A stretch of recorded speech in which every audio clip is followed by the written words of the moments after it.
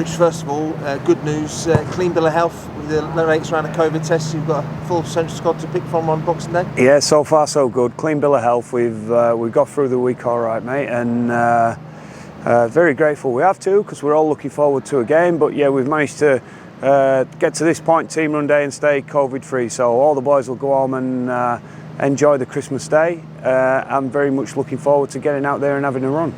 You've named a strong side, 3 debutants in there. Yep. Is that a sign of the competition in the group at the moment? Yeah, I think so. Look, I think playing at Headingley is a really special occasion. Boxing Day is too, and we're expecting a healthy crowd. So I think for our guys, a couple of things. It gets our new players that first taste of what playing in front of the South Stand and a great crowd at Headingley is all about. I think where we are in terms of our preparation, we're not expecting everything to go completely smoothly. There's areas of our game we've had a limited practice where we currently sit in terms of where we need to be for round 1. But it'll give us a gauge. It'll look at some combinations. It'll get the new guys settled into what we're looking for from them principally, and our style of play. And at the same time, we've already talked about competition for places. It's a great opportunity to make a good first impression. And that first impression, obviously there's a lot of talk of Aidan Caesar and Blake Austin, what they're going to bring in the house, but James Bentley, how big an impression has he made on the group? Yeah, big one. He's a no-nonsense guy. He's come out of a wonderful team, and a team that's used to winning. And one of the reasons we bought him was because of the intensity and competitive nature in how he plays the game, and that's been there for everybody to see. And I'm sure James will certainly help set the tone for our forwards and our team as we move forward. And you've named Ash Handley as captain for Boxing Day. Yep.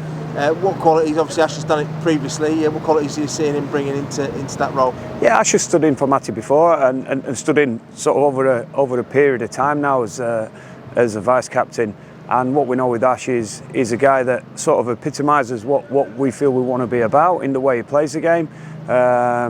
He's a leader in actions. It's not always the easiest task to captain a team from the wing, because you're a little bit further out of the action in terms of talk and communication, but we know he'll lead from the front in his actions. And again, being a pathway player and a kid that's been a Leeds fan and come through the system, we know it means an awful lot to him. And there's a familiar name on the bench in Jack Sinfield. Will Jack be involved on Boxing Day? And if he is, what can Rhinos fans expect to see from him? Yeah, he will be. A good goal kicker. He'll be involved with Jack. We're going to give him some time at the weekend. I think it's a great opportunity for us to sort of reward Jack for the pre-season that he's having.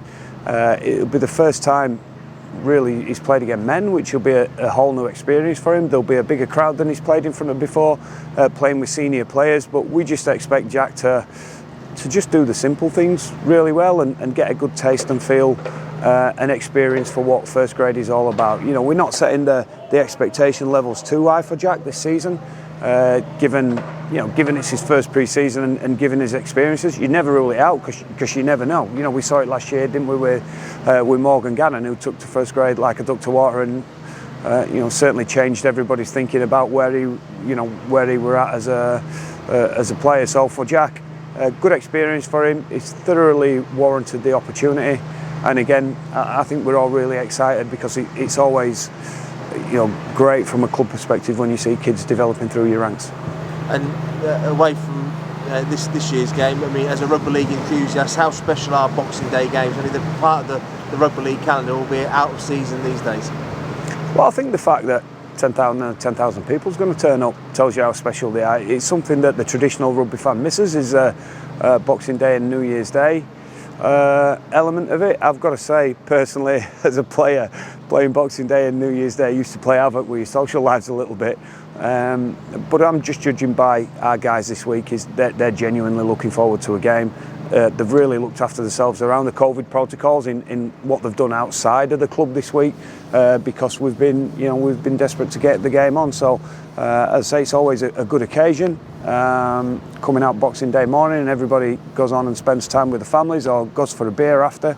It's been a long part of the rugby league calendar, and it's one that I'm pleased as a club we get the opportunity to uphold and continue. And as I said, Phil, if 10,000 people are going to turn up, I think it's our obligation as a club and a team to stick the best team out there that we can, and I guess in a way thank them for coming along to support us.